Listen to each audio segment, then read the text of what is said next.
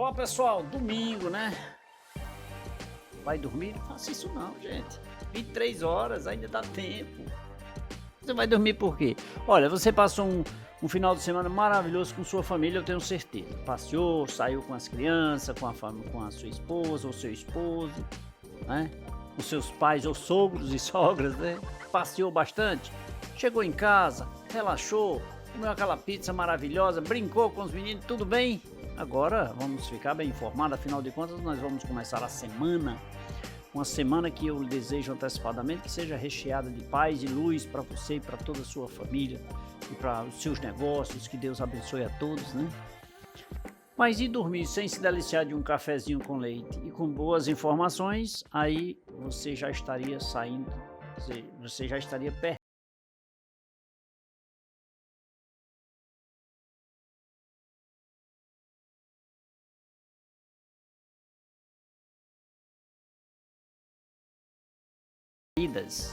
O meu convidado, ele é psicólogo clínico, ele é psicanalista, eu vou conversar com o Dr. Jefferson Bezerra.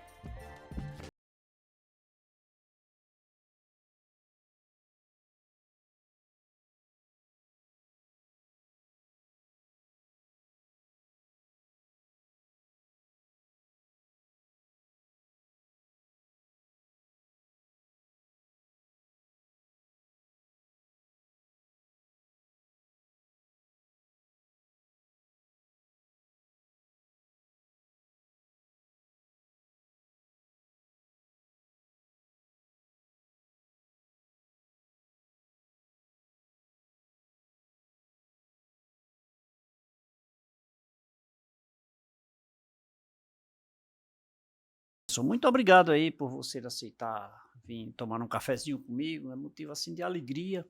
Lembrando que o nosso programa hoje é nacional, nós estamos em todo o Brasil, né, para levar informações de forma consistente, com personalidades, e você, eu tenho a honra de tê-lo aqui em nosso programa. Seja bem-vindo. Muito obrigado, tá? A satisfação é minha nesse momento, né? Como psicólogo, vim falar sobre um tema tão amplo, né, e vasto que é o mal-estar, o sofrimento e o sintoma, né, para a contemporaneidade e, sobretudo, a visão da psicanálise sobre isso, né? Nós estamos vivendo momentos, eu, leigo, alheio à psicologia, eu me enxergo muitos momentos de pessoas com esses processos, digamos assim, psicossomáticos, né, que seria sei lá, ansiosas, as pessoas depressivas, as pessoas com esses sintomas aí. O que nos tem levado a isso? Culpava-se a pandemia, né, mas alheio à pandemia, porque nós já estamos há 5 anos da pandemia, já está bom, não tem mais pandemia. Aqui aqui nós podemos, levar isso, doutor? Olha só, o Freud, ele no início tem um texto dele em 1930 chamado Mal-estar na Cultura. E ele mostra assim de que por parte do ser humano há sempre uma busca por dar um nome ao mal-estar. A gente quer um nome. Não é à toa que as pessoas, quando chegam nos consultórios, elas perguntam: qual é o nome disso que eu estou sentindo? Que coisa é essa que atropela a minha vida, que barra a minha existência, que me atrapalha? O que é que eu tenho? Consequentemente, esse diagnóstico que hoje se busca, ele também tem certas limitações, porque ele descreve o que é da ordem do sintoma, há uma medicação para isso e, consequentemente, nada mais é o que fazer. O texto do Freud ele é importante porque quando ele discute o mal-estar, ele discute que é condição da vida o sofrimento, é condição da vida o mal-estar. E quando ele coloca isso, nós podemos partir de um seguinte pressuposto. Quando nascemos, nós recebemos um nome que vem de um outro. Nossos gostos e vontades são nominados por outras pessoas. Então nós já nascemos no campo alienado em que nós temos uma identidade que vai se construindo e que muitas vezes não fomos nós mesmos que escolhemos. O que o Freud vai mostrando é que logo no início acontece uma ruptura entre o bebê e o outro materno, que ele chama assim. Essa ruptura marca em nós algumas perguntas. Por que estamos aqui?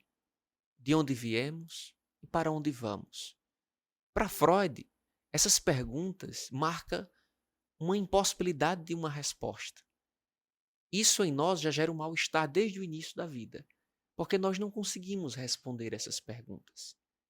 Mas a questão que fica é que, ao longo da construção e da nossa constituição, nós vamos nos deparando pouco a pouco com a consciência de existir. E essa consciência de existir vai nos fazendo ver que a vida é algo que nós não conseguimos descrevê-lo, o seu propósito, o seu sentido. Mas eu vejo, Dr. Jefferson, a vida como um processo de construção. Sim.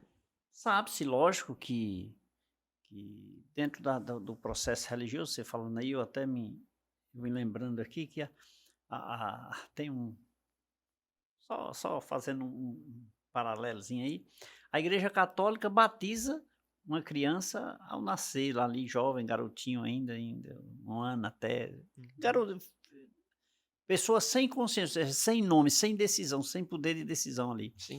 E as igrejas evangélicas assim o fazem já com as pessoas adultas que escolhem se querem ou não ser batizadas. Então, mais ou menos nessa linha aí, freudiana, né? Que a Sim. pessoa nasce sem ter o direito de escolha.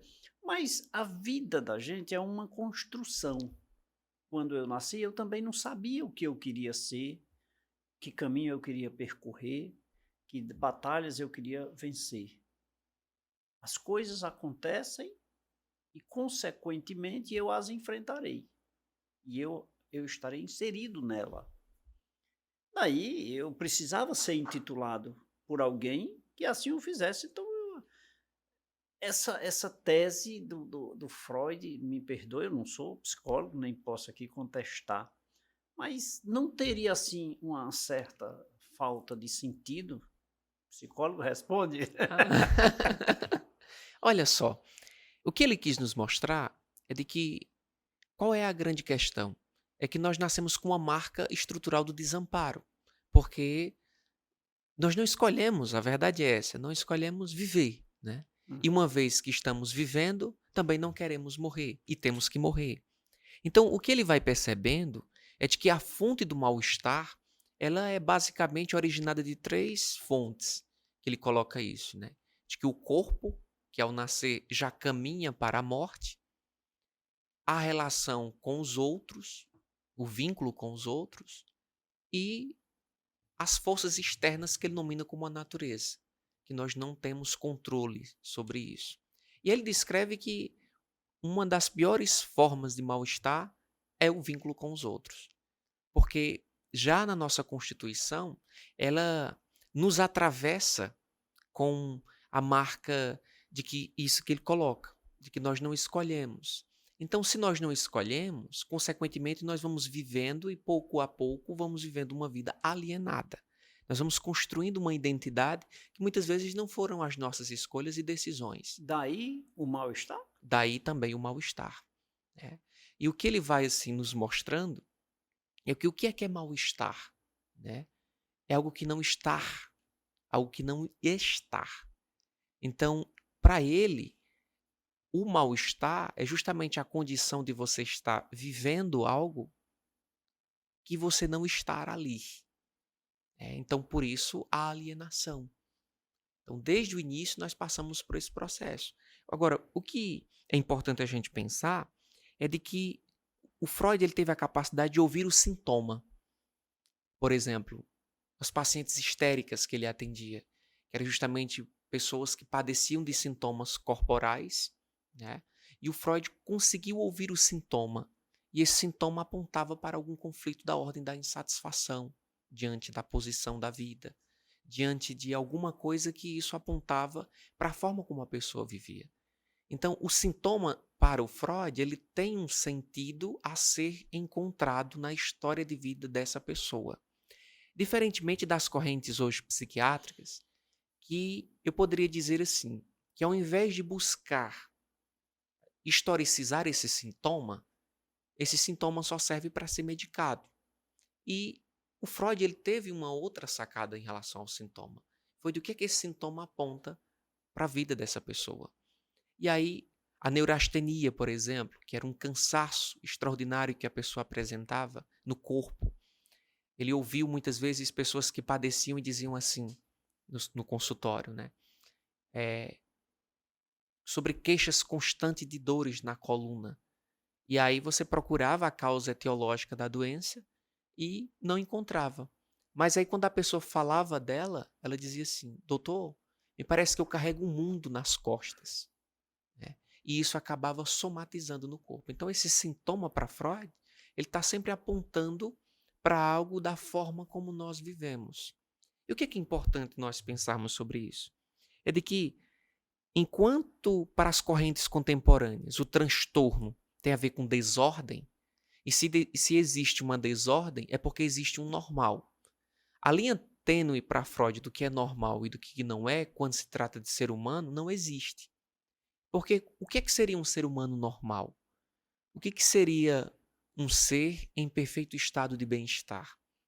Então, a fonte do sofrimento, a condição do sofrimento, ela é uma condição da vida.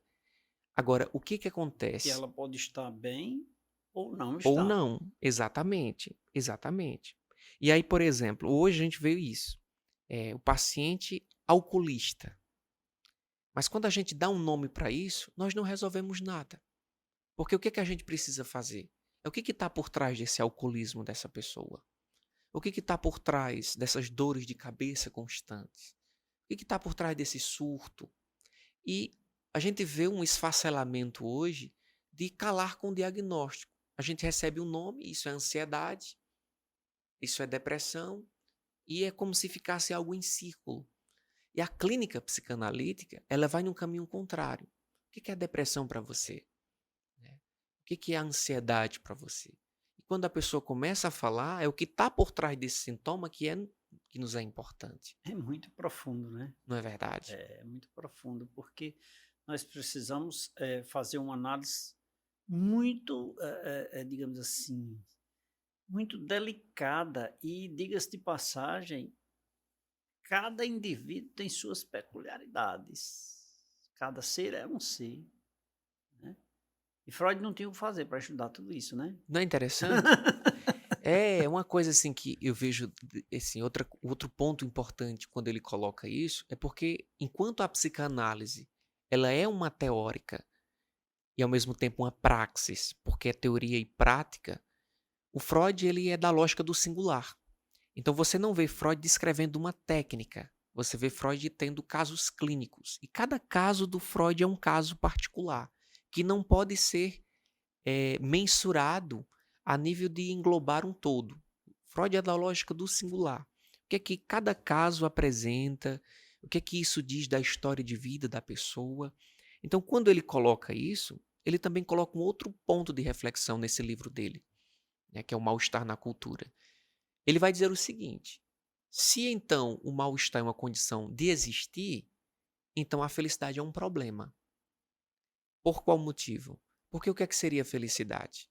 O Freud vai descrever que felicidade são momentos episódicos que nós encontramos diante da vida. E o mal-estar não seria também? O mal-estar para ele é muito mais. A prova disso que eu vou dizer agora é assim: entre felicidade, mal-estar e sofrimento, o que nós mais experimentamos diante da vida? O mal-estar e o sofrimento. A prova disso é que nós nascemos, perdemos pessoas, perdemos a quem amamos, relacionamento se rompe. Se todo relacionamento terminar bem, ele termina em rompimento. Seja a criancinha com a mãe, seja um casal, um dia vai ter que se despedir. Então veja, a lógica da vida. E o que é importante a gente pensar a partir daí? É que o que Freud constrói é uma terapêutica para dar conta de um atravessamento para tornar a vida suportável, que é diferente do que hoje acontece, né? Que são os paliativos, poderia assim dizer. Nós temos muito paliativos para evitar passar e sentir a dor. Nós temos muitos paliativos. A exemplo, o último DSM que saiu, que é o Manual Diagnóstico Estatístico dos Transtornos Mentais, ele coloca lá uma fração de que, por exemplo, depois de 3 meses, depois de 4 meses, se existir ainda por parte da pessoa um choro constante, em detrimento do luto, já é considerado algo patológico que já é importante medicar. Então, o que o Freud vai construindo que é diferente dessa corrente é que nós precisamos atravessar a dor, atravessar o sofrimento para tornar a vida suportável e, consequentemente, encontrar formas de Em satisfação outras singular. palavras, isso é externar, é um desabafo. É, Botar para fora aquele sentimento de luto, por exemplo. de luto, sim. Que nós, por exemplo, hoje vemos que muitas vezes esses sentimentos que nós manifestamos são calados imediatamente. Por exemplo, eu atendo uma pessoa que começa a apresentar um quadro, por exemplo, de insônia. Diferentemente da atuação de um profissional da linha psicanalítica, por exemplo, às vezes o que é que vai fazer? Que isso acontece na sociedade contemporânea. Eu preciso logo, doutor, do que você me diga o que eu tenho. Aí o doutor diz, né? Você tem insônia. E aí eu quero uma medicação para tratar isso. Ou seja, a pessoa vai lá e toma medicação para dormir. Para Freud isso não era o importante. O importante era ouvir isso enquanto um sintoma. Por exemplo, qual é que o contrário dessa linha? Seria fazer o quê? Quando você não consegue dormir, o que é que fica passando na sua cabeça? Aí a pessoa começa a falar livremente. Estou me lembrando de uma situação que eu passei lá no trabalho, quando eu tinha tantos anos. Ia buscar a causa. Isso, exatamente. Para tratar a causa. Então hoje a gente não trata a causa, a gente trata o sintoma. Né? Isso é que é delicado. E à época, o Freud ia buscar a causa. A causa. Ou seja, cicatrizava lá na fonte. Exatamente. Porque o paliativo atual me leva a reviver esse momento novamente. Exatamente, exatamente. Doutor Jefferson, você aceita um cafezinho? Aceito, Eu vou com mandar preparar um certeza. cafezinho aqui, mas a gente continua a nossa conversa. Com certeza.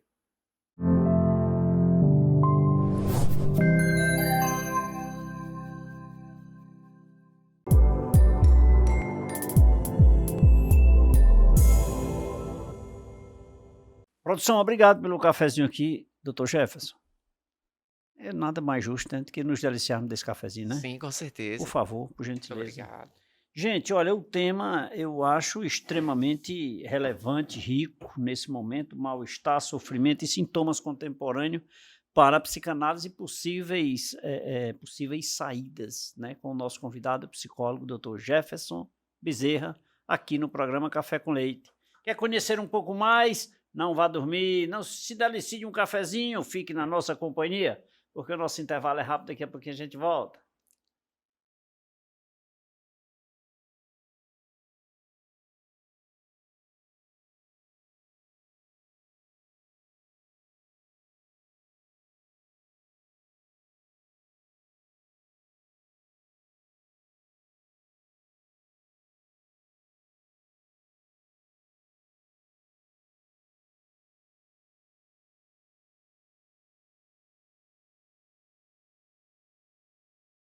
Segundo bloco do programa Café com Leite aqui na TV Meio. Muito obrigado pelo carinho da sua companhia em todo o Brasil. Obrigado pela sua audiência.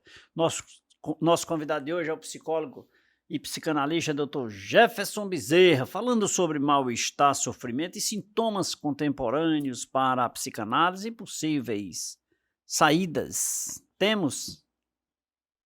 Imagine, reflita. Temos saída? Muitas vezes, muitas pessoas nesse momento estão passando por problemas, por lutos, por dificuldades. Por problemas, tem saídas. O Dr. Jefferson está aqui para nos dar uma saída, né? Dr. Jefferson, na linha freudiana, que é um psicanalista de um passado recente, Sim. imagina-se que é de se imaginar que é uma linha, eu vou dizer assim, eu não vou dizer ultrapassada, mas é uma linha do passado muito presente, muito presente. Mas à época, para hoje, nós temos uma distância, portanto, do passado. Porém, extremamente moderna, porque está dentro do contexto atual do nosso dia a dia. E eu te pergunto, sofrimento e sintoma contemporâneo. Seria a mesma coisa? Estaria inserido dentro desse contexto ou é uma coisa nova? Olha, eu diria que o sofrimento e o sintoma, tal como está colocado hoje, tem muito a ver assim com o diagnóstico, né? Então existem nomes para o que as pessoas sentem hoje, Que não né? tínhamos, né? Que não tinha. Então assim, transtorno do pânico, ansiedade generalizada, né? Transtorno de ansiedade generalizada, depressão. E aí cada categoria nova que vai se avançando com o passar do tempo, então, por exemplo, o DSM antes tinha, sei lá, tantos transtornos. Hoje aumentou mais, porque vai aumentando os nomes para Síndrome de burnout. síndrome de burnout, sim. Então, todas essas formas, né, formas descritivas de sofrimento, elas apontam para coisas assim de o que que o ser está vivenciando, né? Que aí eu faço uma ressalva a isso também, assim. O que é importante a gente refletir, como você mesmo colocou, né? O Freud do século XX, mas nunca, assim, esteve tão presente como hoje. Sim. Porque eu diria que tem muitas formas descritivas de sofrimento que é ateórico. Então é só nominar e isso não resolve muita coisa, né? Então o sofrimento contemporâneo está muito atrelado ao diagnóstico que é feito cada vez mais, não negligenciando a importância do diagnóstico, tá? O diagnóstico ele é importante, sim, porque a partir do diagnóstico a gente tem um tratamento, mas antes nós não tínhamos nomes para esse mal-estar, nomes para isso que o sujeito sentia, né? Hoje tem, né? Só que a proposta que eu vejo que é importante para nós que trabalhamos com a saúde mental é irmos além disso, é problematizarmos além disso, né? E aí fica uma questão assim, hoje, que é esse também, né? O efeito do que nós podemos falar de tecnologias também. Existem pessoas sofrendo, por exemplo, pela, pelas redes sociais. A marca do Instagram, por Eu exemplo, diria que isso é coisa nova, coisa né? nova. Coisa nova. Isso é novo. Sofria-se por pessoas ou Sim, por relacionamentos sim, e agora sofre-se por um meio eletrônico, sim. um Né? objeto. Coisa nova, coisa muito, eu diria assim, é mais um desafio para Freud. É, e ele já traz algumas coisas lá, né, dos seus conceitos que faz a gente pensar nisso hoje. Por exemplo, quando ele construía esse conceito que ele nominou como eu ideal, e ideal do eu. O que era que ele queria mostrar com isso? O eu ideal é o quê? Quando a criança está se constituindo, e aí tem a mãe, o pai e a família que vai cuidando dessa criança. Que troca a fralda, que cuida, que banha, que arruma, que passa perfume. Fica uma pergunta no psiquismo inconsciente dessa criança, assim. O que é que esse outro quer de mim? O que é que esse outro quer de mim? E aí nós vamos nos constituindo e nas nossas relações nós vamos cedendo, nós vamos nos colocando, respondendo inconscientemente essa pergunta: o que que o outro quer de mim? E consequentemente, esse conceito dele lá do século XX faz nós pensarmos hoje no século XXI. O que, por exemplo? Quando ele construiu o eu ideal e o ideal do eu, eram marcas de que o sujeito se colocava para atingir um ideal. Então, assim, se o outro quer de mim alguma coisa porque ele me cuida, trata, né, me arruma, então, consequentemente, o que é que nós temos? Nós temos uma marca interior em nós que faz com que a gente se porte da forma como querem de nós. Então, por exemplo, quem é a marca do outro que faz essa pergunta a nós hoje? É o Instagram. Exemplo, nós abrimos o Instagram, tem lá a pessoa que faz academia, que é fitness, que tem toda uma rotina de vida, uma vida nua, uma vida exposta, por assim dizer, às nossas vidas hoje. Porque antes as pessoas colocavam as suas intimidades em papel. Hoje, tudo o que acontece é mostrificado na rede social. A forma como as pessoas vivem e, consequentemente, quem está do outro lado da tela vê aquela vida e começa a parar e a pensar: só eu que não tenho um relacionamento como esse? Só eu que não tenho uma vida como essa? Só eu que não faço academia? Entende? Então, assim, parte das nossas escolhas, do que vamos escolhendo, não é porque eu faço academia por uma questão de bem-estar. É porque eu tenho que terminar o meu dia e dizer a seguinte palavra que todos dizem: está pago. Então, nós não percebemos o quão alienados nós vamos sendo e vamos vivendo na Mas somos sociedade. criados assim. Sim. E aí eu volto para o que o primeiro bloco nós pontuamos. Justamente porque nós temos em nós essa carência. Porque quando nós nascemos, não é o outro que escolhe por nós os nossos gostos, as nossas vontades. Por exemplo, nós choramos. O outro é quem responde. Ele está com fome, ele está com cólica, ele está com isso. Então, lá na frente, na vida adulta, ainda é o outro que vai dizendo como nós precisamos viver. Só que nós não percebemos isso. Nós não nos damos conta disso. Porque, segundo Freud, Lá na frente eu não né, consigo mais perceber, né? não E consigo. quando criança eu não consigo perceber porque só Sim, capto. só capta. E aí isso fica como marca. Por isso o inconsciente.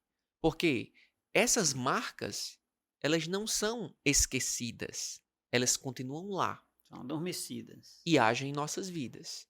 E agem e olhe como agem. Então, a questão que fica é que o sofrimento contemporâneo, ele muitas vezes está atrelado a uma vida ideal, Aí né? esse cara, eu posso entender isso como advento da construção de um processo de ansiedade, de depressão? Também porque quando nós temos uma pessoa que está cotidianamente, isso é baseado em pesquisas científicas, você passar mais de 3 horas em redes sociais visualizando, né, produtos, formas de vida, estilo de vida, isso vai ficando para você como uma questão: por que que eu não sou assim?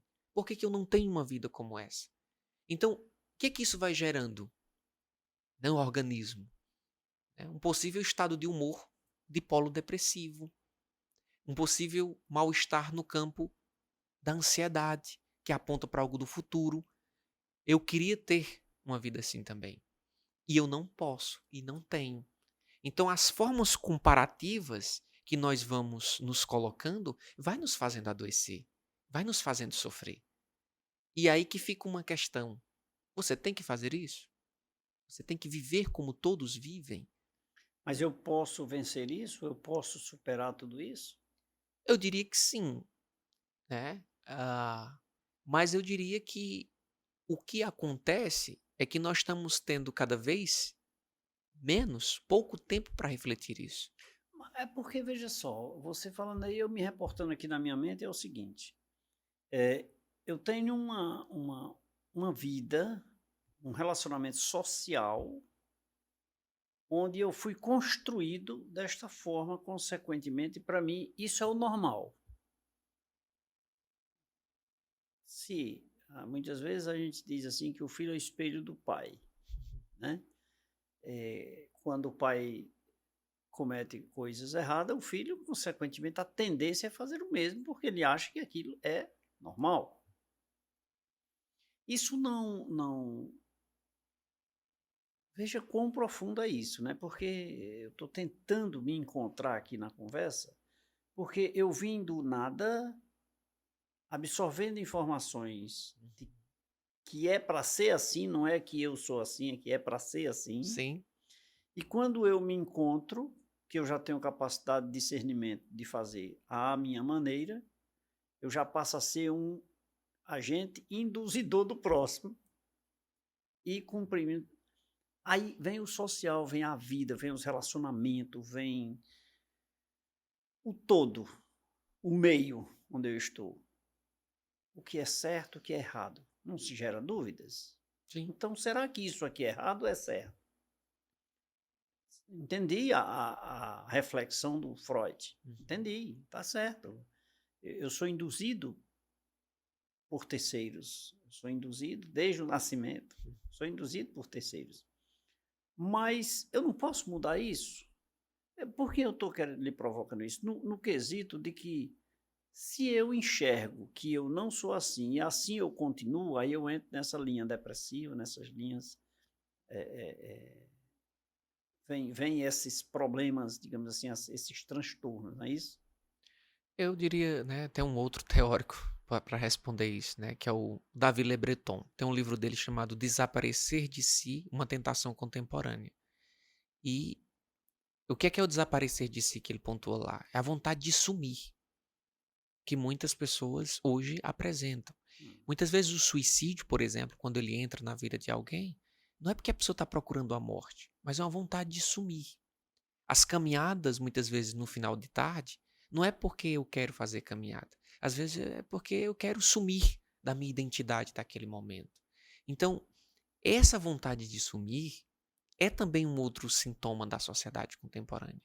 A nossa vida está se tornando cada vez mais produtiva, cada vez mais rápida. A sensação que a gente tem do dia é de que ele encurtou e não deu tempo de terminar. Então, a forma de vida que nós temos é uma vida cada vez mais apressada. E não dá para refletir sobre isso. Não dá para refletir escolhas, né? E aí a questão que eu vejo assim, é de que a linha é de uma linha mais determinista.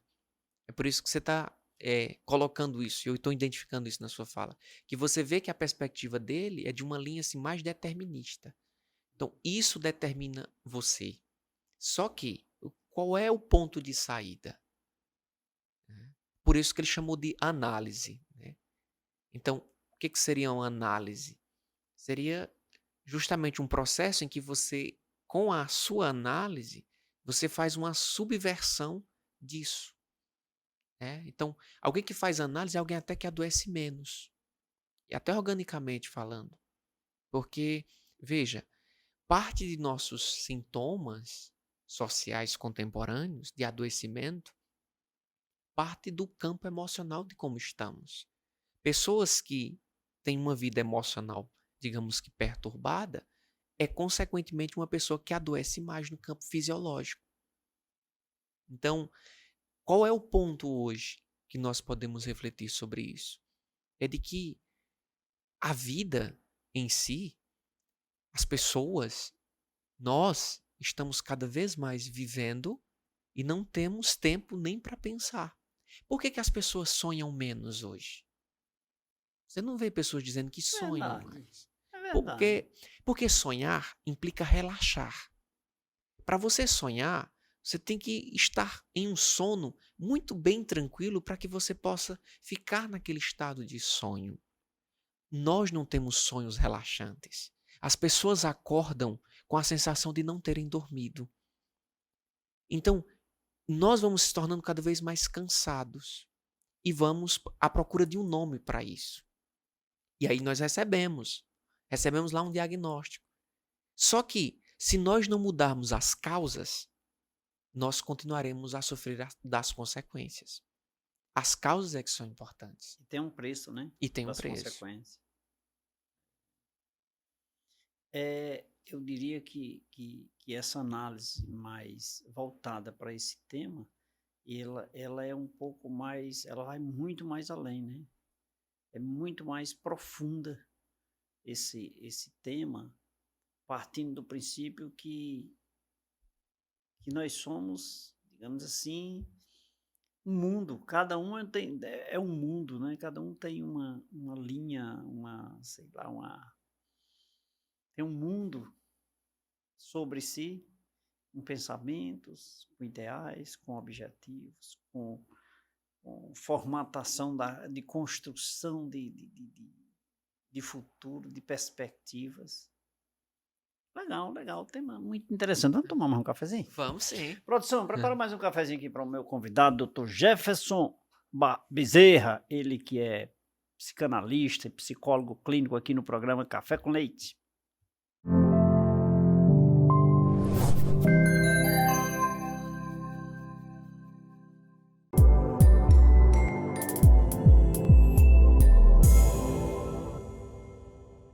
Obrigado, produção, por um cafezinho aqui maravilhoso. Ô, doutor Jefferson, vamos tomar mais um cafezinho? Vamos Por sim. gentileza, por favor. Quer conhecer um pouco mais sobre esse tema, mal-estar, sofrimento e sintomas contemporâneos para a psicanálise e possíveis saídas? Você fica ligado, Café com Leite, TV Meio, e você saberá muito mais no próximo bloco. Daqui a pouquinho a gente volta.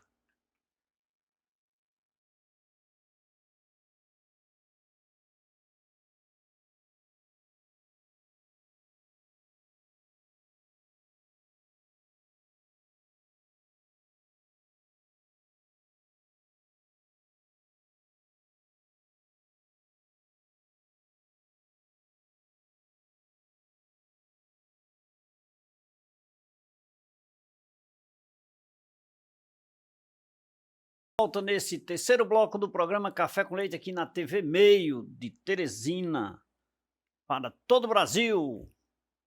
E do Cariri, programa Café com Leite, interior do Ceará. Inclusive, gente, você que me acompanha aqui nesse momento, quero dizer para você, olha, estou pensando em viajar, tirar umas férias maravilhosas, vem aqui para a região do Cariri, Juazeiro do Norte, terra do Padre Cícero, terra maravilhosa, pronta para te receber de braços abertos. Aqui nós temos não somente o turismo religioso em detrimento do Padre Cícero Romão Batista, mas nós temos também outras linhas do nosso turismo ecológico, do turismo, enfim, várias linhas, várias vertentes do turismo nós temos aqui na região do Cariri. Nós temos a Chapada do Araripe, que é uma floresta nacional do Araripe, que você vai encontrar aqui na nossa região. Nós temos fontes naturais, nós temos riquezas maravilhosas, nós temos um aeroporto terrestre e aéreo, você chega aqui no Cariri de forma fácil. Agora, chegou aqui, tem que escolher um lugar confortável, né? Aí eu vou indicar para você o melhor lugar, Hotel Café com Leite. Esse é nosso, esse eu assino embaixo, esse eu garanto que você tem conforto, segurança, tranquilidade, um bom café da manhã. Você tem um atendimento personalizado, você tem onde estacionar o seu veículo sem pagar nada mais por isso. Venha já para Juazeiro do Norte e durma tranquilo no Hotel Café com Leite, que fica aqui na Rua da Gouveia 776, no bairro Salesianos, em Juazeiro do Norte. Nos consulte aí, veja as nossas redes sociais e faça já a sua reserva. Afinal de contas, sua casa fora de casa é no Hotel Café com Leite. Aproveitar, né? Meu convidado de hoje, essa revista aqui é dele, ó. Mostra aqui, Alexandre, olha aqui, ó, Café com Leite em Revista. Esse bondinho que você tá vendo aqui, olha, nem o Rio de Janeiro tem um bonde desse aqui, ó, viu? Esse bondinho aqui climatizado, 8 pessoas, você sobe o horto do Padre Cícero, ele aqui no cantinho. Dá para ver, Alexandre? Você não mostra, rapaz. Aí você manda uma mensagem aí nas nossas redes sociais e eu envio para você sem nenhum ônus, sem nenhum custo. Você não vai pagar nada. Eu faço questão de enviar para você pelos correios. Manda seu endereço direitinho, manda aí um contato. Eu estava assistindo o programa Café com Leite e vi aqui, quero um exemplar. É a nossa 8ª edição do Café com Leite em Revista. Essa daqui é do meu convidado, Dr. Jefferson, né? E eu queria mostrar para você. Portanto, fique ligado. Dr. Jefferson, essa daqui é sua, Muito obrigado, tá? E esse tema aí lhe chama a atenção, luto e felicidade. Olha só que dois conflitos, né? Luto e felicidade. O que é que eu quero dizer com isso? Vamos ver, né? Felicidade. Ô, doutor Jefferson, nós estamos chegando nesse terceiro bloco, e esse terceiro bloco é mais assim para a gente concluir essa nossa conversa, que eu acho de extrema relevância, e em consideração ao nosso tema, né, que é voltado para sintomas e na contemporaneidade, né, eu acho que nada melhor do que a gente falar um pouco assim, se tem saída dentro da psicanálise para esse mal-estar e para esse sofrimento que tanto nós conversamos aqui. Olha só, existem muitas saídas que o contemporâneo inventou, né? Então, às vezes, o que nós podemos pensar com isso é de que essas saídas não necessariamente são saídas para resolução. A prova disso é que um outro psicanalista, né, o Jacques Lacan, um psicanalista francês, ele fala sobre a eterna falta, né? Sobre a falta que existe dentro do ser humano a partir da sua constituição. Então, nós sempre teremos essa marca, a marca da falta que, consequentemente, aponta para o desejo. Então, ele foi um psicanalista que fazia interrogações e que a centralidade da sua praxis clínica era uma pergunta que transmuta-se em todo o processo do tratamento, que em francês é "chevoir", que significa "que queres". Então, um processo de tratamento na visão do Lacan, a falta, a vida, é o desejo. Porque é o desejo que nos mantém de pé. As saídas que nós temos na sociedade são muitas. Muitas que podemos pensar se existe realmente um processo de elaboração, de aceitar a vida tal como ela é, mas também torná-la satisfatória. Mas aí nós temos práticas de discursos que apontam saídas. Por exemplo, a religião aponta o sentido, né? Então você precisa viver a vida, você tem que ter fé, você tem que ter fé que tem uma vida após a morte, você tem que aceitar essas condições e essa saída da fé muitas pessoas buscam, não é verdade? A fé como uma forma de lidar com o mal-estar. Tem outras pessoas que lidam com a via dos entorpecentes, que é justamente a capacidade de buscar inebriar-se em uma saída, por exemplo, do álcool, da droga, de algum vício nesse sentido, que aponte para algo que venha preencher essa falta. Por exemplo, como diria o salmista, né? O Senhor é o meu pastor e nada me faltará. Então, a falta que nós temos no discurso religioso, a pessoa preenche isso com o divino. Em uma outra saída, a pessoa preenche isso pelo excesso do álcool, ou da droga, ou do vício, para preencher essa falta. Existem outros que procuram ficar isoladas em seus condomínios. Para não lidar com a vida lá fora, eu me isolo, né? Eu me coloco numa posição de Mas isolado. dentro dessa linha de raciocínio, doutor Jefferson, não é uma escolha minha? É uma Eu escolha. não tenho arbítrio? Sim, Se eu assim o tenho e eu acho que a busca pelo álcool é a melhor saída, a busca pela religiosidade é a melhor saída, onde a psicanálise vai me interpretar como certo ou errado? eu diria para você que nenhum dessas saídas é um problema. A pessoa Uhum. pode ter fé. Isso ser para ela uma questão importante para ajudar no processo da vida dela. Também a pessoa pode usar, né, vez por outra, um álcool, né, assim, uma cervejazinha. O problema está no excesso disso, Hum. quando nós nos colocamos em excesso com essas O coisas. excesso é o descontrole. Também é um descontrole, porque é justamente o excesso dessas saídas, que muitas vezes a gente pensa que é uma saída, que, pelo contrário, vai produzir em nós uma espécie de uma alienação. Exemplo, né? Quantas pessoas, às vezes, vivem uma vida suportando um sofrimento e mal-estar dentro de um relacionamento porque tem uma construção extremamente rigorosa e religiosa de que, por exemplo, não pode separar-se. E ela tem que se submeter a viver a vida em um relacionamento, digamos que tóxico. Então, a forma da religião, a forma do álcool, a forma dos entorpecentes em si, e todas as outras práticas de saídas não é um problema em si. Agora, um problema é quando se torna em excesso. E aí, qual a verdadeira saída? Né? Qual uma saída verdadeira, por assim dizer? Nós não temos uma saída única e exata. O que nós podemos problematizar enquanto psicólogo, enquanto pessoas que trabalham com a psicanálise, é de que o que nós podemos fazer é tornar a vida algo mais suportável. O que o Freud tentou ao longo de sua vida colocar como uma prática clínica foi de que nós pudéssemos atravessar, por exemplo, uma saída. E aqui eu estou como psicólogo puxando para o meu campo, né? Uma saída, um processo de análise. Porque você começa a se questionar, você se torna alguém que questiona, alguém que dá conta de tornar a vida mais suportável e, consequentemente, encontra forma de satisfação singular, que não é a singularidade de todos, que não é o prazer de todos, Por exemplo, eu não escolho essa forma e esse estilo de vida porque todo mundo está escolhendo. Mas interrogar-se, como a pergunta que o Jack Lacan fez: que queres?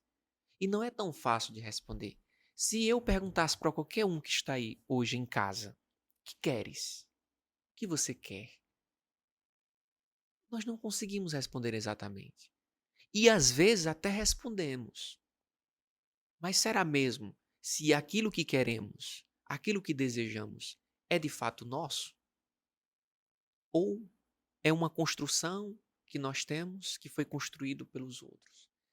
A saída que nós podemos ter é entender de que a vida, ela é bela, ela tem seus momentos de satisfação, nós podemos encontrar satisfação na vida, mas sem nos colocarmos com o ideal de felicidade, sem colocar a vida ideais, porque o que é condição da vida, nós já começamos a discutir isso no primeiro bloco.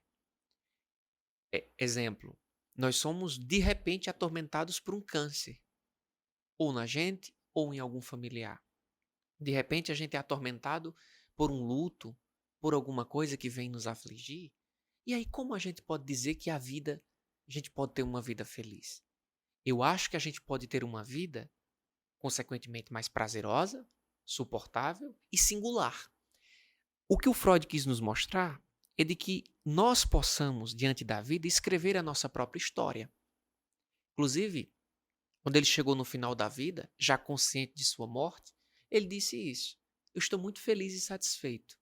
Eu tive filhos, tive o prazer de ter minha esposa ao meu lado, pude curtir a natureza. Ele faz um texto em A Transitoriedade, discutindo de forma leve e consciente de que ele estava caminhando para a morte, mas que tinha vivido a vida que de fato ele escolheu.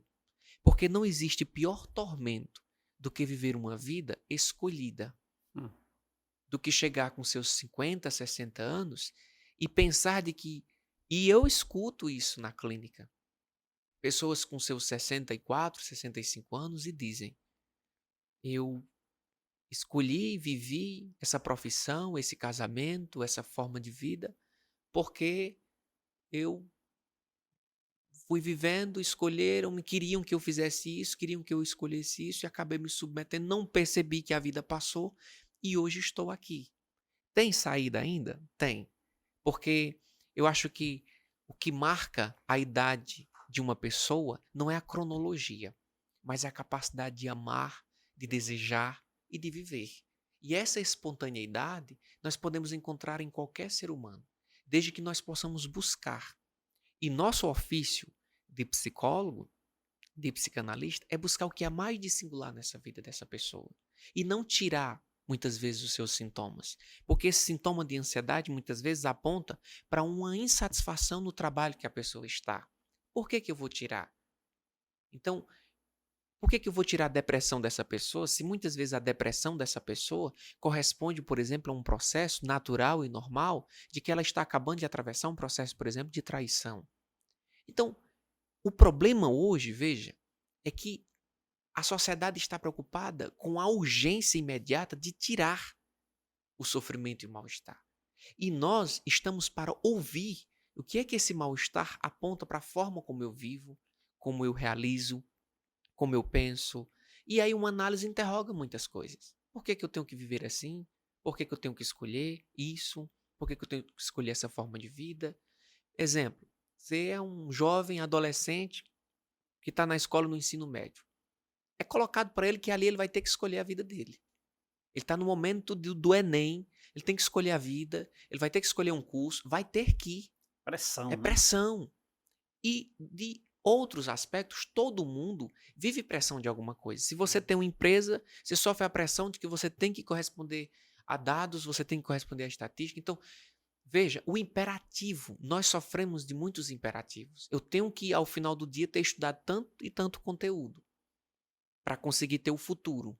E aí eu te pergunto, isso é garantia de que você vai ter um futuro?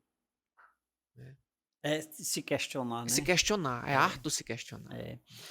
Doutor Jefferson, rapaz, percebe-se que esse tema, eu não diria bem esse tema, mas eu diria a psicanálise no seu contexto geral, tem umas ramificações muito extensas que nós poderíamos aqui conversar Sim. mais, né? Inclusive, uma dos quesitos seria essa, até que ponto a psicanálise poderia nos ajudar, né, a ter uma vida confortável, uma vida equilibrada, uma vida melhor. Até que ponto isso poderia acontecer? Mas infelizmente eu preciso fazer um intervalo Sim. comercial. Vamos tomar um cafezinho no intervalo, a gente já volta, tá bom? Vamos É sim. rapidinho. Muito bem. E você, fique ligado, nosso intervalo é rápido, nós vamos nos deliciarmos de um cafezinho, de uma água mineral São Geraldo, mas a gente volta rapidinho. Fique ligado.